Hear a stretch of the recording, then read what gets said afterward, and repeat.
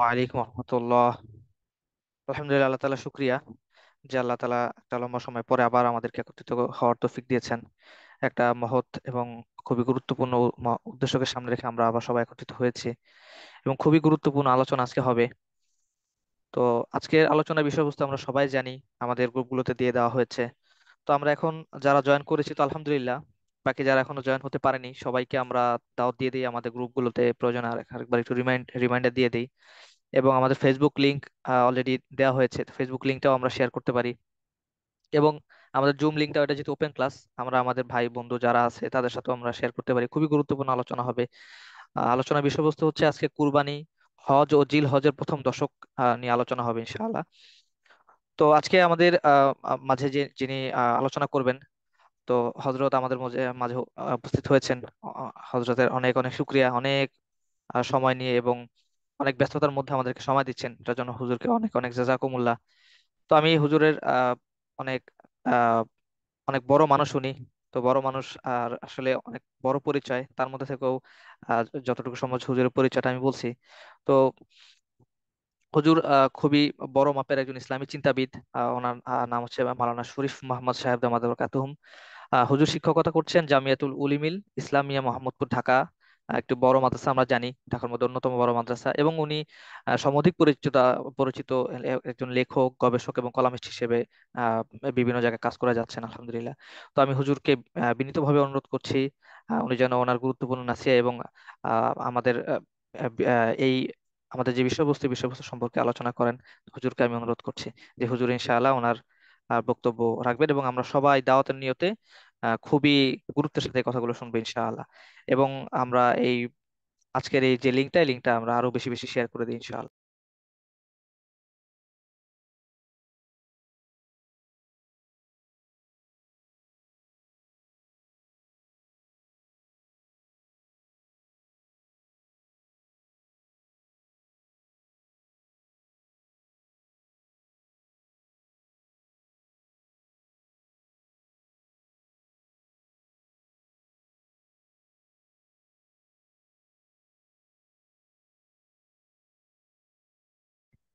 বিসমিল্লাহ, শোনা যাচ্ছে? হ্যাঁ, আমার কথা কি হচ্ছে না? সাউন্ড আর একটু বাড়াইতে হবে। ঠিক আছে, জি। আহ, আমি আমার বসা ঠিক আছে? মানে, না, ক্যামেরা এটা আপনাদের পলিসি, যেটা যেটা করা উচিত। জি, বাস স্বাভাবিকভাবে কথা বললেই তো হয়। হ্যাঁ। আসসালামু আলাইকুম রহমতুল্লাহি ওবরাকাতুহু। সম্মানিত ভাই বোন, শ্রোতা, যারা কাছে দেশে অথবা দেশের বাইরে, ঢাকার বাইরে আছেন,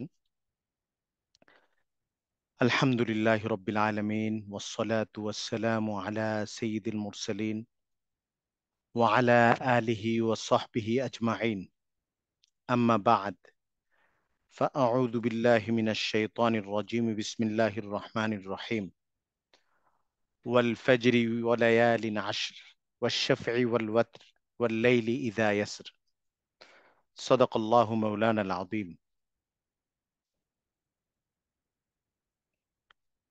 আজকে আল্লাহ তাআলা আমাদেরকে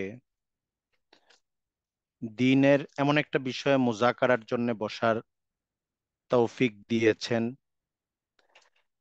যে বিষয়টা সময়ের সঙ্গে এবং আমাদের খুব সাম্প্রতিক আমলের সঙ্গে অত্যন্ত জরুরিভাবে যুক্ত। আমরা আজকে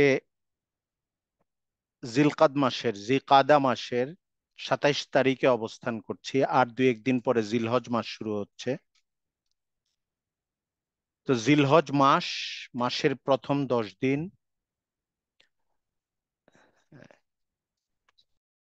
এবং 10ম তারিখের কোরবানি।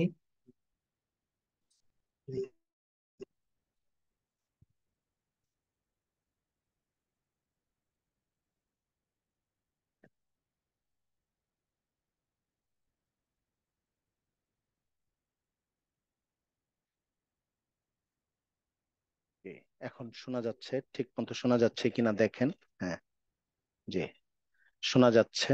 জি,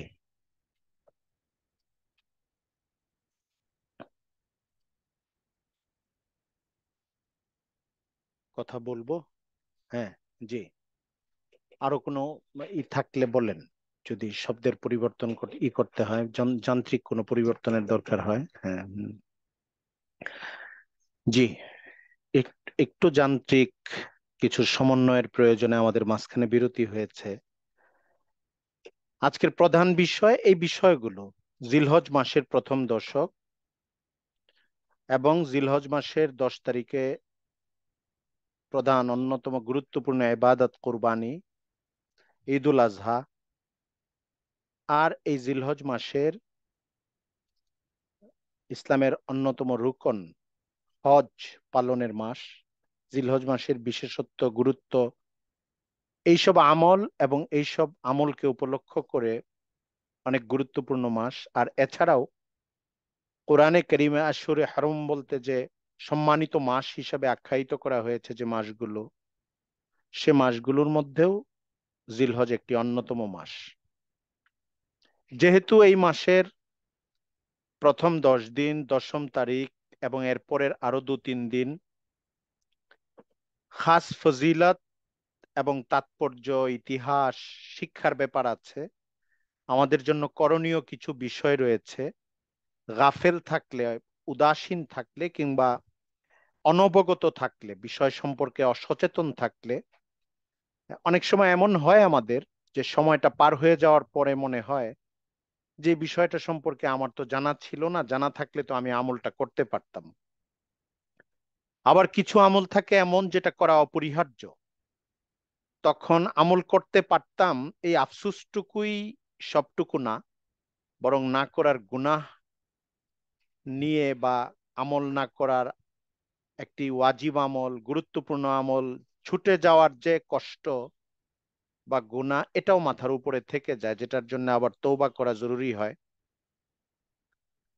তো আমরা প্রথমে জিলহজ মাসের প্রথম দশক, প্রথম 10 দিনের যে তাৎপর্য, এটা নিয়ে আলোচনা করি এবং এরপরে কোরবানি এবং হজ বিষয়ে অল্প কয়েকটি কথা পেশ করার চেষ্টা করি। আল্লাহ তাআলা আমাদেরকে সহিভাবে কথাগুলোকে ব্যক্ত করার, গ্রহণ করার, আমল করার তৌফিক দান করুন।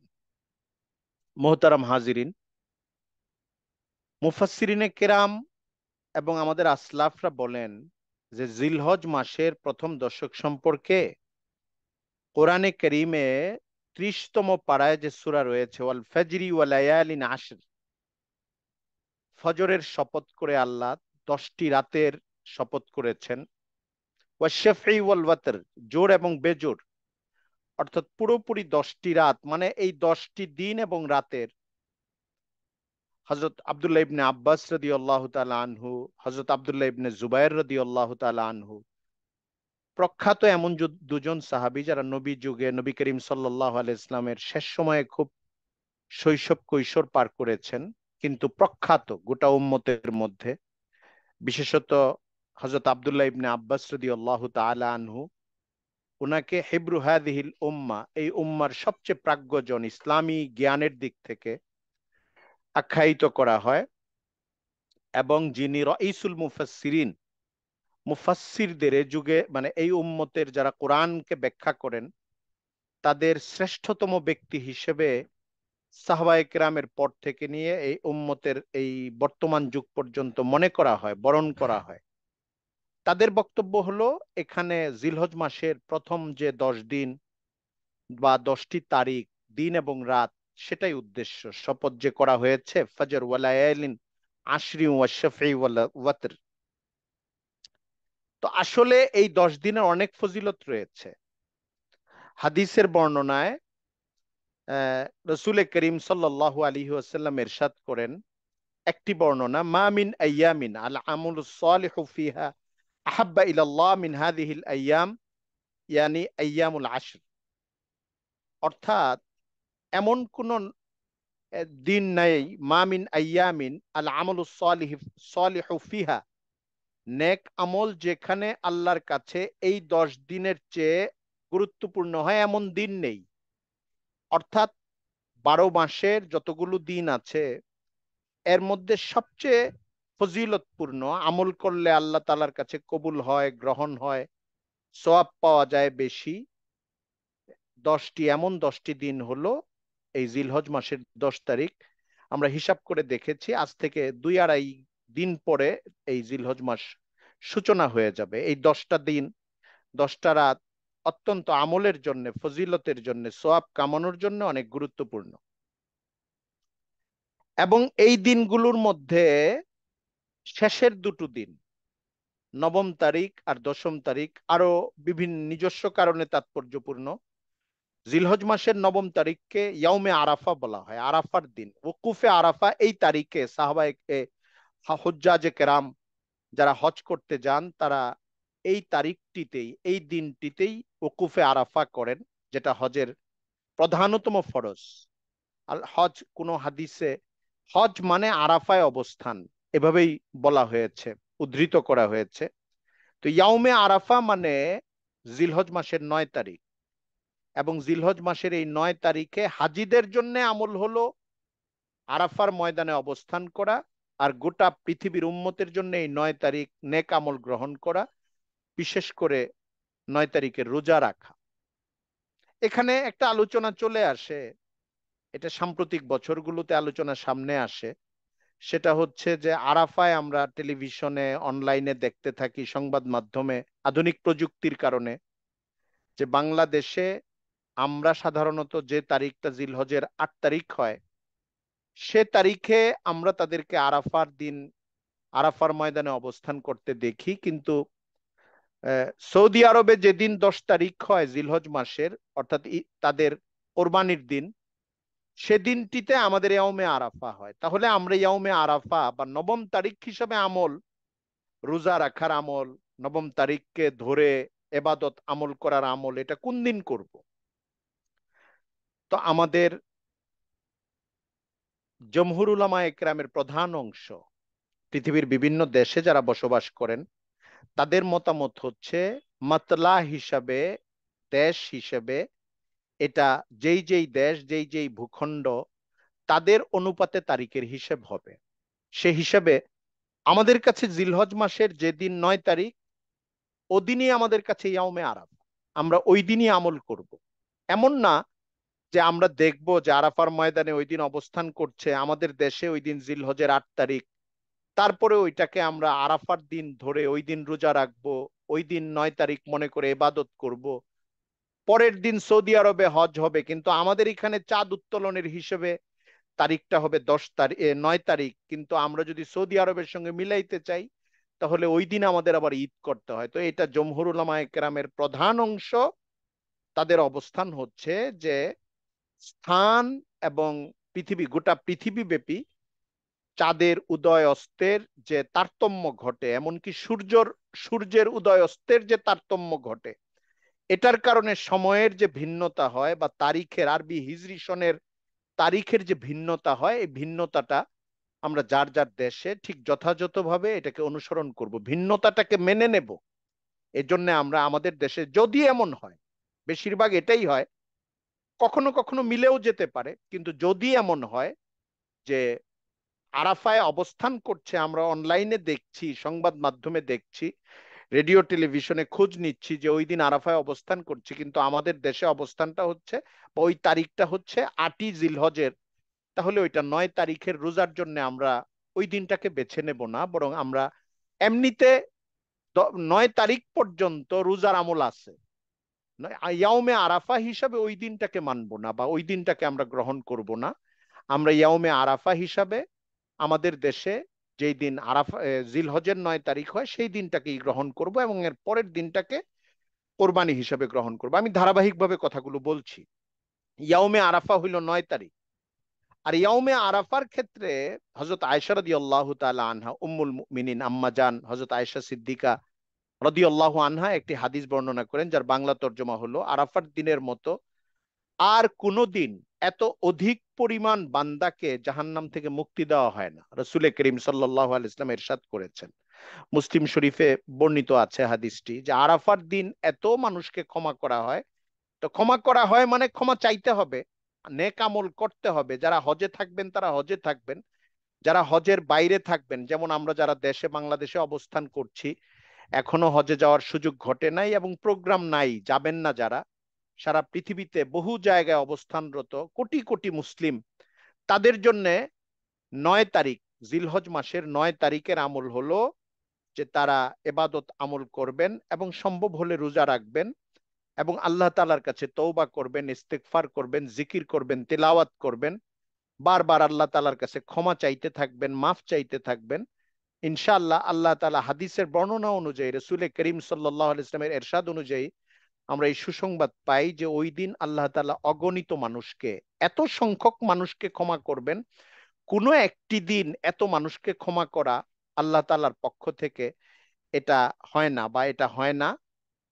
এই জন্যে আমরা ইয়াউমে আরাফার দিনটাকে গুরুত্ব দিব।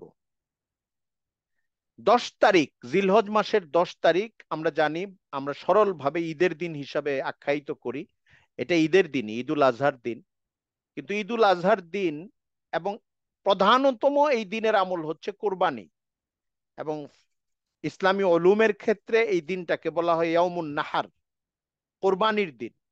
হযরত রাসূল করিম সাল্লাল্লাহু আলাইহি ওয়াসাল্লামের হাদিস হলো, উমিরতু বিয়াউমিল আদহা, ঈদের দিন, এই দিনটা ঈদুল আযহা পালন করার জন্য আমি নির্দেশিত হয়েছি আল্লাহর পক্ষ থেকে।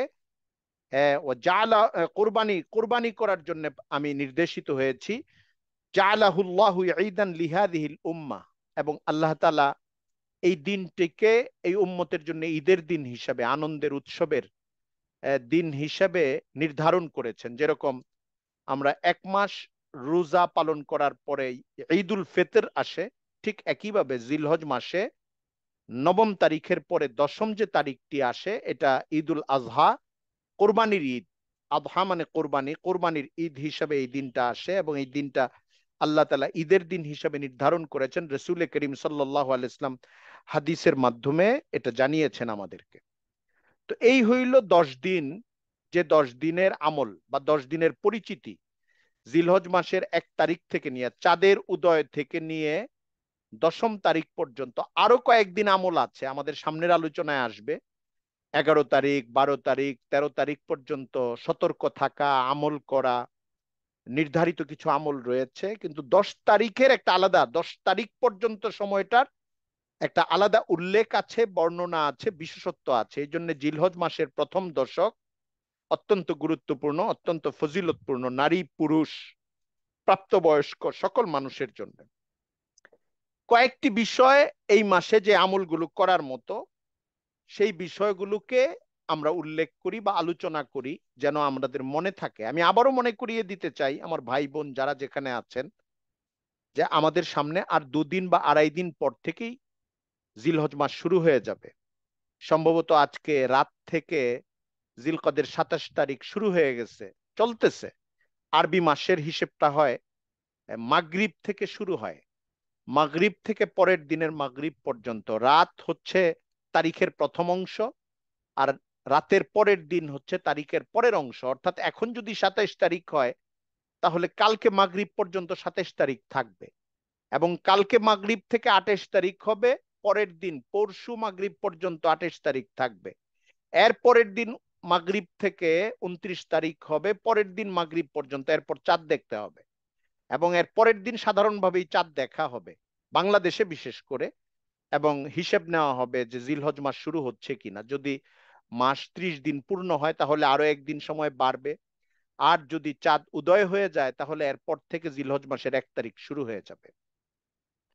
তো আমরা কয়েকটি আমলের কথা এখানে আমি পয়েন্ট করে, নাম্বার করে করে উল্লেখ করি, যদিও এটা নাম্বারটা কোনো তারতিবের অর্থে না, নাম্বারটা প্রাধান্যের অর্থে না, যে এই আমলটা আগে এই আমলটা পরে, এই অর্থে না, কিন্তু মনে রাখার জন্য বলছি।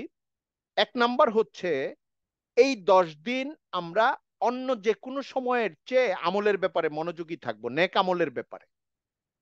তো নেক আমলের সূচনা কিভাবে হয় মুসলমানের জন্য? নেক আমলের অন্যতম প্রধান কাজ হচ্ছে গুনাহ না করা।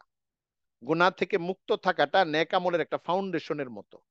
যদিও গুনাহ থেকে মুক্ত থাকাটা এটা হচ্ছে একটা একটা নিউট্রালিটি মানুষের, নেক, পুণ্য আর পাপের ক্ষেত্রে এটা হচ্ছে একটা নিউট্রাল অবস্থান, যে সে গুনাহ থেকে মুক্ত।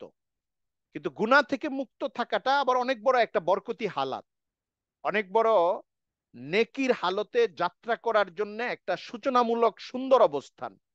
এই জন্য আসলাফরা অন্য সকল আমলের চেয়ে অনেক বেশি গুরুত্ব দিয়েছেন যে মানুষ যেন গুণামুক্ত থাকে। তো নেক আমরা এই 10 তারিখ যে ফজিলতপূর্ণ 10 দিন 10 রাত, প্রধান প্রধান আমল হলো আমরা 12 মাসের অন্য সকল সময়, যেমন রমজান মাস অত্যন্ত ফজিলতপূর্ণ, এবং 10ই মহররমের মহররম মাসের 10 তারিখের এবাদতের এবং রোজা রাখার একটা ফজিলতের কথা উল্লেখ আছে। ঠিক একইভাবে জিলহজ মাসের এই 10 তারিখ প্রথম 10 দিন বিশেষ ফজিলতপূর্ণ। এই জন্য আমরা এবাদত বন্দিকের ব্যাপারে মনোযোগী থাকব, তওবা ইস্তেগফারের ব্যাপারে মনোযোগী থাকব, জিকির এবং তেলাওয়াতের ব্যাপারে মনোযোগী থাকব, দোয়ার ব্যাপারে মনোযোগী থাকব। আরো যত নেক আমল আছে আমরা নেক আমল দান খয়রাত করতে পারি, এবং দিনী মুজাকারা করা এটাও একটা নেক আমল, এই নেক আমল করতে পারি। দিনী কিতাবাদি পড়া এটাও একটা নেক আমল।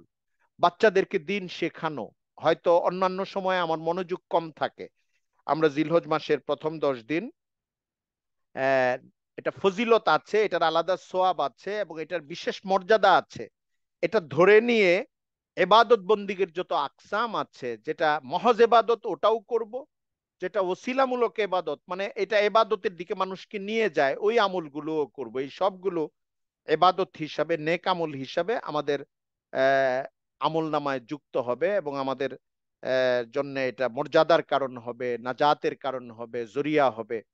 এবাদত বন্দিগের যে কয়েকটা কিসিম মনে আছে সেই হিসাবে বলা, তওবা ইস্তেগফারের দিকে খুব গুরুত্ব দেওয়া, তওবা ইস্তেগফারের দিকে গুরুত্ব দেওয়া সব ক্ষেত্রেই খুব গুরুত্বপূর্ণ মানব জীবনে।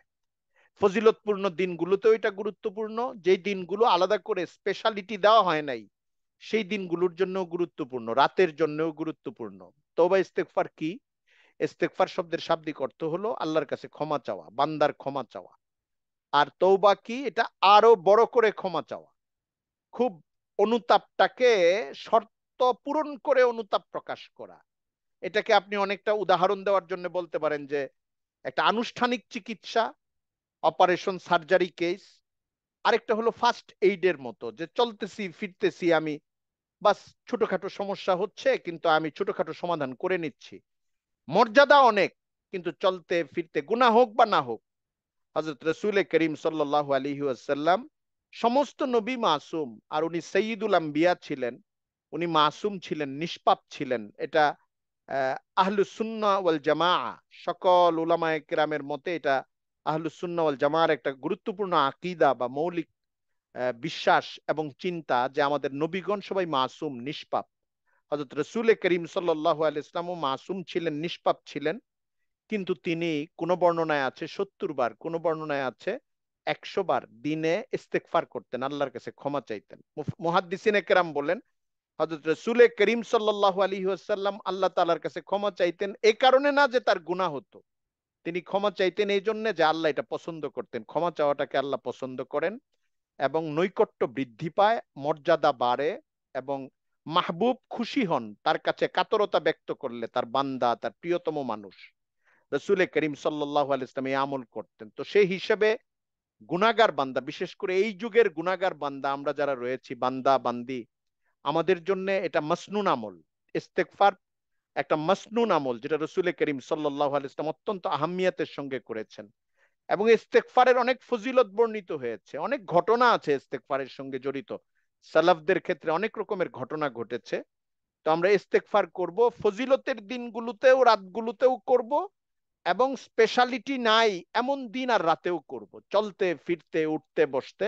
আস্তাগফিরুল্লাহ আল্লাযী লা ইলাহা ইল্লা হুয়াল হাইয়ুল কাইয়্যুম ওয়া আতুবু ইলাইক, আস্তাগফিরুল্লাহ রাব্বি মিন কুল্লি যামবি ওয়া আতুবু ইলাইক। এবং যদি আমি ভুলে যাই, প্রথম দিকে এমন হয় অনেক সময় আমলটা ইচ্ছা করি শেখার, যে আমি আস্তে আস্তে শিখে ফেলবো, দোয়াটা মুখস্থ করে ফেলবো, কিন্তু মনস্থ করার সময় দোয়াটা আর মুখস্থ হয়ে উঠে না।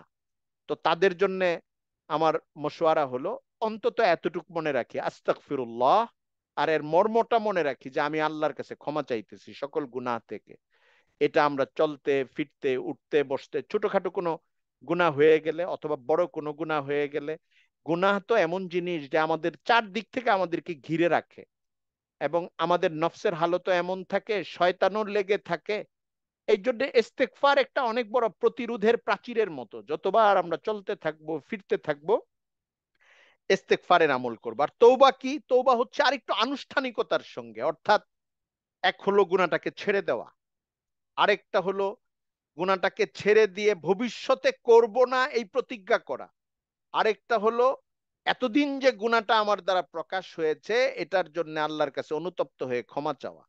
এই তিনটা জিনিসের কমন সমন্বয় হলে সেটা তৌবা। প্রথমত গুনাহটাকে ছেড়ে দেওয়া, তারপরে এটার জন্য অনুতপ্ত হয়ে আল্লাহর কাছে ক্ষমা চাওয়া, ভবিষ্যতে করব না এই নিয়ত করা। এমন না যে আমি এখন তৌবা করতেছি আবার এই গুনাহটা 1 ঘন্টা পরে আবার আমি করব, তাহলে এটা ইস্তেগফার হইতে পারে, তৌবা হবে না। মাফ চাওয়া হচ্ছে, যদিও এই নিয়তের এই হালতে থাকাটা কোনো হালতের জন্যই সঠিক না, কিন্তু তৌবার জন্য, তৌবা কবুল হওয়ার জন্য এবং তৌবাটা তৌবা হওয়ার জন্য শর্তই এই তিনটা: গুনাহ ছেড়ে দেওয়া, ভবিষ্যতে না করার অঙ্গীকার করা এবং আল্লাহ তাআলার কাছে অনুতপ্ত হয়ে ক্ষমা চাওয়া। আবার এখানেও প্রশ্ন আসে যে হুজুর এটা তো আমি করলাম, ভাই এটা তো আমি করলাম, কিন্তু করার পরে যদি আবার গুনাহ করে ফেলি তাহলে কি হবে? তো সুসংবাদ হলো যে মানুষ যদি 1000 বার গুনাহ হয়ে যায়, তার গুনাহ করে ফেলে, ইচ্ছা করে করে, এই কথাটা বলা আমাদের জন্য বেয়াদবি হবে। গুনার প্রতি মানুষের সহজাত ভীতি থাকা উচিত, আতঙ্ক থাকা উচিত। গুনার শাস্তি এমন, ছোট ছোট গুনার শাস্তি, যেটাকে আমরা বলি ছোট গুনাহ বা হাদিসের বর্ণনায় সাগায়ের কাবায়ের হিসাবে আলাদা করা হয়েছে, কিন্তু এর শাস্তি কোনোটাই ছোট না। আখেরাতের এমন কোনো শাস্তি নেই যেটা ছোট শাস্তি হাসতে হাসতে মানুষ নিতে পারে, অথবা একটা ইনজেকশনের মতো একটু মুখটা কুঞ্চন করলাম আর নিয়ে নিলাম, এমন না। বরং মৃত্যুর পরে মানুষের শ্বাস বন্ধ হওয়ার পরে সবচেয়ে দুর্বলতম শাস্তিটাও এমন যে দুনিয়ায় সবচেয়ে ভয়াবহতম কষ্ট যে জায়গাটা মানুষের হইতে পারে তার চেয়ে বেশি হয়ে যায়। এই জন্যে আমরা সবসময় ইস্তেগফারের হালতে থাকবো। আর তৌবার ক্ষেত্রে গুনাহ হয়ে গেলে আবার তৌবা করব, গুনাহ হয়ে গেলে আবার তৌবা করব, আমার নিয়ত ঠিক থাকবে আমি ছেড়ে দিয়েছি, ভবিষ্যতে করব না, আর আল্লাহর কাছে মাফ চাই, কিন্তু পরের দিন হয়ে গেলে আবার আল্লাহর কাছে তৌবা করব। এটা যদি কোনো বান্দার জিন্দগিতে 1,00,000 বার ঘটে আর তৌবার হালতের পরে তার মৃত্যু হয়, তাহলে সুসংবাদ এইটা যে আল্লাহ তাআলা হতে পারে তাকে ক্ষমা করে দিয়ে দুনিয়া থেকে নিয়ে যাবেন। এই জন্য আমরা তৌবা করার দরজা বন্ধ না করি বা হতাশা ব্যক্ত না করি যে হুজুর আমি তো ছাড়তে পারি না, আমি তো গুনাহটা থেকে তৌবা করি, আবার সকাল হয়ে গেলে আবার ওই আমলে জড়িয়ে যাই। আবার আপনি তৌবা করেন, আবার তৌবা করেন। তৌবার সময় আপনি পারফেক্ট থাকেন নিয়তের ব্যাপারে যে আমি ছেড়ে দিলাম। আবার কোনো বদভ্যাস থাকে অনেকের, উপার্জনের ব্যাপারে থাকে, নিজস্ব ব্যক্তিগত জীবনের থাকে, খানাপিনার ব্যাপারে থাকে, নানান রকমের ক্ষেত্রে থাকে, জবানের ক্ষেত্রে থাকে, চোখের ক্ষেত্রে থাকে, হাতের ক্ষেত্রে থাকে। মানুষের জীবনে অনেক বিষয়ের সঙ্গে অনেক কিছু থাকে, ওই গুনার সঙ্গে লাভালাভ, দুনিয়ার লাভালাভ যুক্ত থাকে। আবার এমন অনেক গুনাহ থাকে যে গুনাহগুলির সঙ্গে কোনো লাভালাভ তো যুক্ত থাকে না, উল্টা ক্ষতি হয়, কিন্তু অভ্যাস হয়ে গেছে তো এটা থেকে বের হইতে পারে না মানুষ। তো আমাদের গুনাহটা যে পর্যায়েরই হোক, আমরা ওইটাকে ছেড়ে দেওয়ার নিয়ত করব, ভবিষ্যতে করব না এই অঙ্গীকার করব, এবং আল্লাহ তাআলার কাছে অনুতপ্ত হয়ে ক্ষমা চাইবো, তাহলে এটা তওবা হয়ে যাবে। আর ইস্তেগফার এটা সার্বক্ষণিক একটা আমলের মতো, সকাল দুপুর সন্ধ্যায় আল্লাহ আপনার কাছে আমি ক্ষমা চাইতেছি, আস্তাগফিরুল্লাহ আস্তাগফিরুল্লাহ, এই আমলটা করা অন্যতম প্রধান আমল। এটা আমরা বানায় নিতে পারি। আর কি? এছাড়া ইবাদত বন্দিগির অন্যান্য আমল করতে পারি, নফল নামাজ পড়তে পারি, জিকির, যে কোনো একটা জিকির করতে পারি যেটা আমার পছন্দ লাগে, যেটা আমার কাছে স্বাচ্ছন্দ্য লাগে। কালিমে তৈয়বা লা ইলাহা ইল্লাল্লাহ মুহাম্মাদুর রাসূলুল্লাহ অনেক বড় একটা জিকির। এটার প্রথম অংশ লা ইলাহা ইল্লাল্লাহ, লা ইলাহা ইল্লাল্লাহ, এই জিকির আমি বারবার করতে পারি। আরেকটা হচ্ছে তেলাওয়াত করা। তেলাওয়াত আফজলুল ইবাদাতি তিলাওয়াতুল কোরআন, উত্তম একটা ইবাদত। হাদিসের ভাষ্য অনুযায়ী সর্বোত্তম ইবাদত গুলির একটি ইবাদত হচ্ছে তেলাওয়াতে কোরআন, কোরআন শরীফ তেলাওয়াত করা। কিছু সময় যদি আপনি গ্রহণযোগ্য কোনো তাফসির থেকে তাফসির পড়তে চান পড়েন, সেটারও সুযোগ আছে। তেলাওয়াতও করলেন, তাওজিহুল কোরআন, তাফসিরে ওসমানী, তাফসিরে মারিফুল কোরআন, এবং আমাদের বুজুর্গদের আরো কিছু কিছু তাফসির বাংলাদেশে তর্জমা হয়েছে। বাংলা ভাষী ভাইদেরকে বলতেছি যারা বাংলাদেশে আছি, অনেক কিছু অনলাইনেও পাওয়া যায়। তো গ্রহণযোগ্য তাফসির থেকে বিশেষ করে বিভিন্ন সূরার কিছুক্ষণ আমি তাফসিরও পাঠ করতে পারি, যে কোরআনের মর্মটা বুঝার চেষ্টা করি, আল্লাহর মেসেজ, বার্তা, বক্তব্য, আল্লাহ বান্দাদেরকে কি বলেছেন, কোরআনে কি বলেছেন, এটা একটু দেখার চেষ্টা করি যদি আমি আলেম না হই। এটাও করতে পারি। দোয়া করা, দোয়া একটা মুস্তাকিল ইবাদত। মানে দোয়াটাকে অনেক সময় আমরা একটা উপলক্ষ মনে করি, যে মাফ চাওয়ার জন্য দোয়া করা, আল্লাহ তাআলা কবুল করবেন এই জন্য দোয়া করা, অথবা বাসায় খুব অসুখ বিসুখ এই জন্য দোয়া করা, অথবা আগামী মাসে আমার প্রচুর টাকা দরকার, টাকার ব্যবস্থা হচ্ছে না এই জন্য দোয়া করা। তো এই জন্য তো করব, কিন্তু এইটা মুস্তাকিল একটা ইবাদত। এমন না যে আমার ওই ইবাদতের উপলক্ষ শুধুমাত্র, বরং এমন যদি হয় যে আমার জিনিসগুলো কোনোটাই আহ, কোনো উপলক্ষ ছাড়াই আমি আল্লাহর কাছে দোয়া করতেছি, মাফ চাইতেছি, বিভিন্ন জরুরত দুনিয়া আখিরাতের জরুরত থেকে, মানে বিভিন্ন পেরেশানি থেকে আমি মুক্তি চাচ্ছি, কামিয়াবি চাচ্ছি আল্লাহ তাআলার কাছে, কোনোটাই দৃশ্যমান হইল না, আমি দেখলাম